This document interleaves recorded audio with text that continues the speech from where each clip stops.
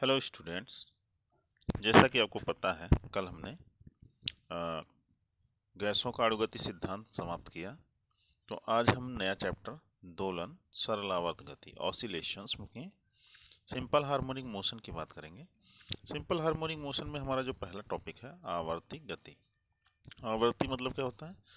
आवृत्ति से संबंधित है। आवर्ती मतलब रिपीट होना। जैसे कि आपको पता है कि हम किसी बिंदु से चलते हैं और वापस उसी बिंदु पर फिर से पहुंच जाएं, तो कितने समय में पहुंच गए, तो उस समय को हम कहते हैं आवर्तकाल।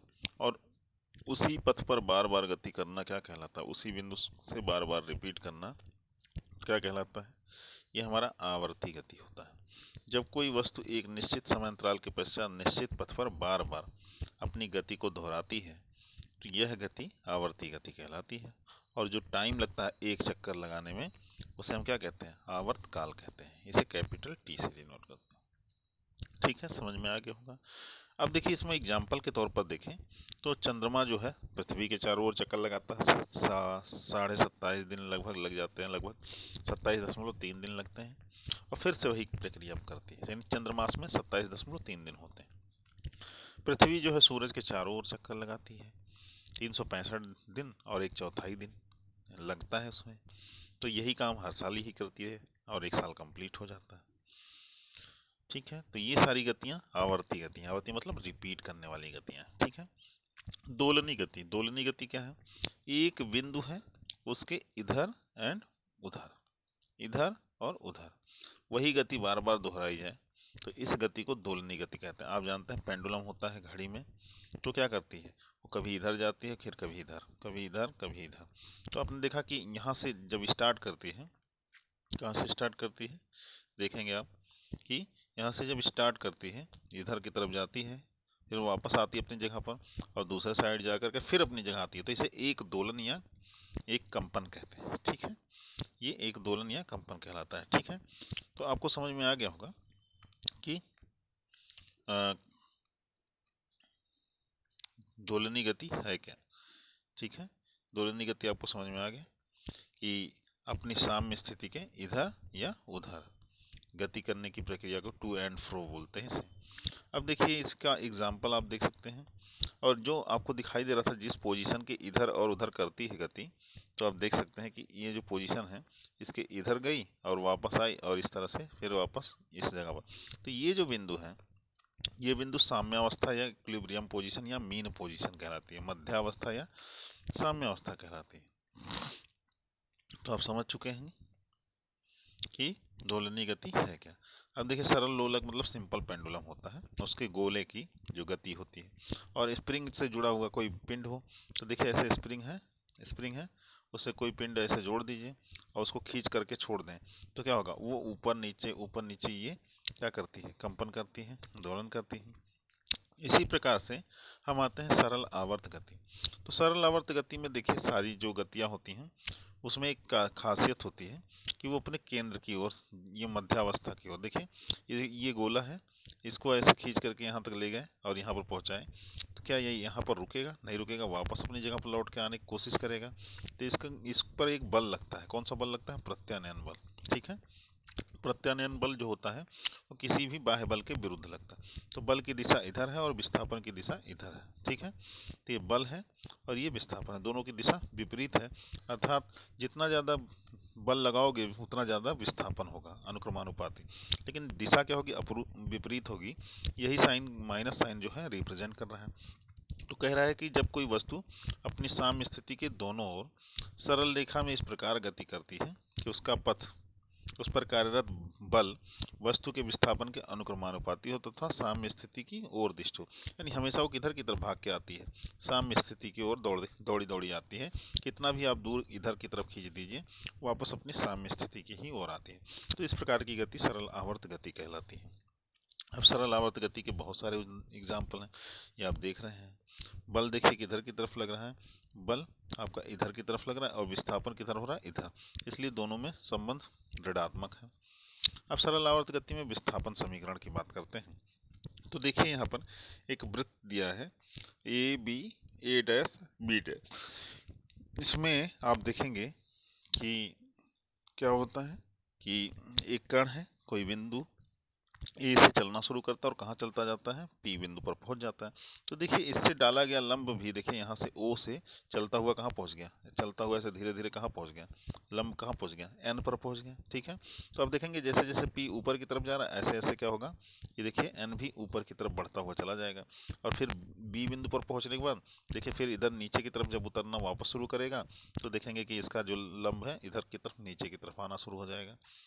नीचे से फिर उसके बाद देखिए फिर ऊपर अगर कण इधर की तरफ चढ़ेगा तो अब देखेंगे फिर ये देखिए लंब इधर की तरफ।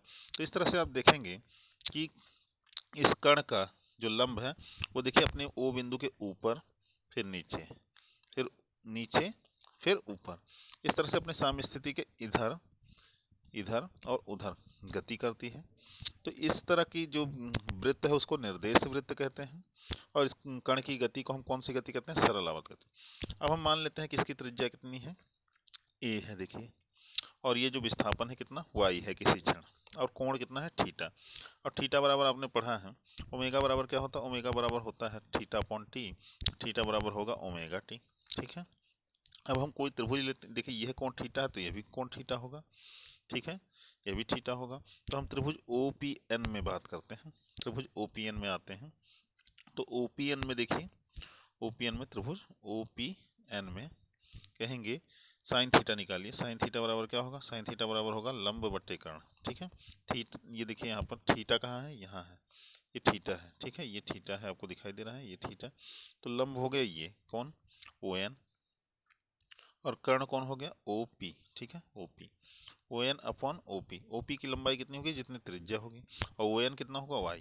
तो साइन थीटा बराबर कितना होगा, साइन थीटा बराबर हो गया Y अपॉन A, और तिरछा गुणा करते हैं तो Y इज इक्वल टू आता है A साइन थीटा की जगह हम क्या रख सकते हैं, थीटा की जगह हम क्या रख सकते हैं, ओमेगा टी। तो हम अगली लाइन में लिखेंगे Y बराबर A साइन ओमेगा टी। ठीक है, तो ये आपको समीकरण मिल गया किसका, सरल आवर्त गति का समीकरण मिल गया। ठीक है, तो ये आपको नोट्स में दिया हुआ है।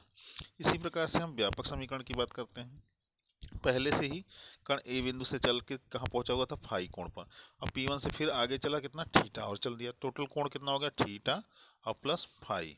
ठीक है, तो अगला हमारा समीकरण वही जो हो जाएगा, थीटा की जगह हम क्या रख देंगे, आपको y is equal to A sine कितना, थीटा प्लस फाई।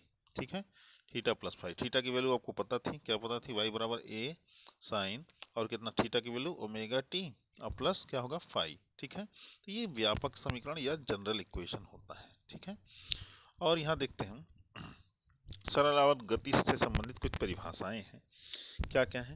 देखिए ये आपको चित्र दिखाई दे रहा है, तो ये पहले ऐसे एकदम सीधा सा वायर की तरह था, जब इसको खींच के छोड़ा गया तो देखिए अधिकतम ऊपर की तरफ या अधिकतम नीचे की ओर जाती है। तो अधिकतम से अधिकतम विस्थापन ये जो होती है, देखिए अपनी समस्थिति के इधर और उधर अधिकतम विस्थापन, इसे हम क्या कहते हैं, आयाम कहते हैं। इसको किससे डिनोट करते हैं, ए से डिनोट करते हैं। ठीक है, अब देखिए यहाँ से एक तरफ ऊपर और एक तरफ फिर नीचे, एक तरफ यहाँ पर अगर हम बात करें, एक तरफ अधिकतम विस्थापन इधर और अधिकतम विस्थापन इधर, कितना कंप्लीट होकर के क्या होता है, एक दोलन होता है।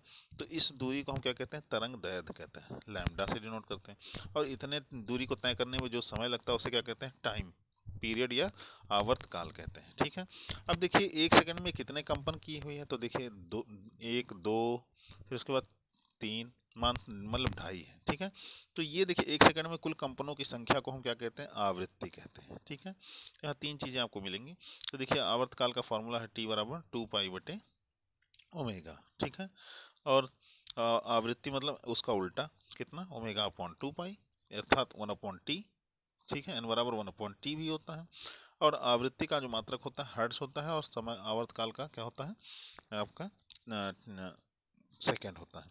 कला क्या होता है, अब देखिए जो हमने पढ़ा y बराबर A sine omega t, omega t, ये जो ओमेगा टी इसमें जो कोणांक है इसी को हम क्या कहते हैं, कला कहते हैं। ये प्रति समय में हमें बताती है कि कण किधर की तरफ गति, यहाँ से गिरेगी तो आगे की तरफ, इधर से किधर नीचे की तरफ, ये देखिए यहाँ से ऊपर की तरफ उठ रही। तो ये बार बार डायरेक्शन को जो बता रहा है इसी को हम क्या कहते हैं, कला कहते हैं। प्रारंभिक कला क्या थी, यानी फाई इज इक्वल टू 0। ठीक है, अगला आवर्ती फलन और इन सब टॉपिक पर डिस्कस करते हैं। तो डिस्कस करने के पहले हम बात करते हैं कि आवर्ती फलन होता क्या है। एक ऐसा फंक्शन या एक ऐसा फलन जो एक निश्चित समय के बाद फिर से अपनी गति को दोहराती है, ठीक है। ऐसे फलन को हम क्या कहते हैं, आवर्ती फलन। अब कह रहा है यहाँ पर आवर्ती समय दे रखा है t, यानी हर t समय के बाद वही गति फिर दोहराएगी। अर्थात आपने साइन का जो ग्राफ देखा होगा, देखिए ऐसे ग्राफ गति गति देखिए यहाँ तक आई चल के, तो देखिए इस गति को कंप्लीट कर लिया इसने, फिर अगले t समय बाद फिर यही गति दोहराती है, फिर अगले t समय बाद फिर यही गति दोहराती है। तो ऐसे फंक्शन को हम क्या कहते हैं, देखिए 3 बार उस गति को दोहरा चुकी, तो इस फंक्शन को हम क्या कहते हैं, साइन थीटा। साइन थीटा कितने कोण के बाद हम बात करते हैं, तो ये कहती है 2 पाई के बाद। 2 पाई यानी टी का मान यहाँ पर कितना हो गया, 2 पाई, यानी हर 2 पाई अंतराल के बाद यानी 360 डिग्री के बाद ये अपनी गति को क्या करती है, दोहराती है। तो इस प्रकार की गति को हम क्या कहते हैं, इस प्रकार की गति को सरल आवर्त गति। और इस तरह के फंक्शन को y जो लिखा गया, y बराबर साइन थीटा, साइन थीटा लिखा हुआ, ये साइन थीटा क्या है, ये साइन थीटा हमारा, ये हमारा आवर्ती फलन है, ठीक है। अब सरल आवर्त गति में हम वेग की बात करें, सरल आवर्त गति के वेग के बारे में यहाँ पर लिखा हुआ है। तो आप देखेंगे कि जब कोई कण किसी वृत्त पर गति करती है तो उसके सरल रेखा की दिशा, मतलब आप देखेंगे कि एक ये वृत्त दिया हुआ है, आप देखेंगे इस पर कोई स्पर्श रेखा की दिशा में इसके वेग को निर्धारित किया जाता है। तो वेग को 2 घटकों में हमने तोड़ा, तो देखिए लंबवत घटक किसी काम का नहीं है, और हमारा ये जो इधर देखिए ये इस डायरेक्शन में, तो n की गति भी ऊपर हो रही है और इसकी भी गति इधर हो रही है, इसलिए हम किसको लेंगे, हम कहेंगे कि पूरे कण की गति जो है वो क्या होगा, v cos थीटा होगा। v बराबर हमने पढ़ा है r ओमेगा, r की जगह हम यहाँ त्रिज्या कितना लिया है, a लिए हैं, तो इसलिए a ओमेगा होगा, और cos थीटा की जगह क्या हो जाएगा, cos omega t, omega t, ठीक है। तो ये हमारा जो है वेग होगा। अब देखिए cos मतलब क्या होता है, आप कहेंगे cos मतलब sine 1 minus sine square theta. देखिए cos की जगह हमने क्या रखा, 1 minus sine square theta, theta की जगह ओमेगा टी है।